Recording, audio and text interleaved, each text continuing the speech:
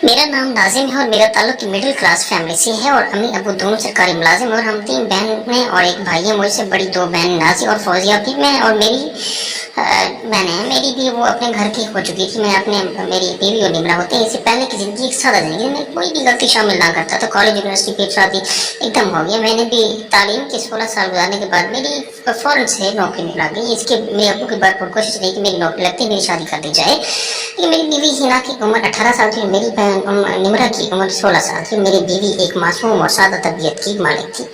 एक दिन मैं तकरीबन 2 बजे घर में दाखिल हुआ तो गर्मी का मौसम और शायद मई का महीना था। जैसे ही घर दाखिल हुआ तो घर में खामोशी थी। मैंने यही सोचा कि सब सो चुके होंगे तो अपने कमरे की तरफ बढ़ता गया।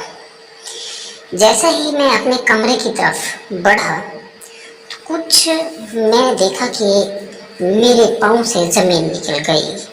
कुछ ऐसा हुआ कि हमारा घर 2 मंजिला घर था, उसमें निमरा और मैं रहते थे। वहाँ पे मैंने देखा कि नाज़िया तकरीबन एक जैसी थी। तब तक उन दिनों ऐसा काम हो रहा था। नाज़िया बर्तन धो रही थी, कपड़े बदल लिए मैंने और पुराने कपड़ों में उसे देखकर मुझे ख्याल आया कि उसने यही दोबारा कपड़े पहने होंगे। दबे कदमों आगे बढ़ा, हाथ पकड़कर मैंने यही समझा कि नाज़िया ही होगी।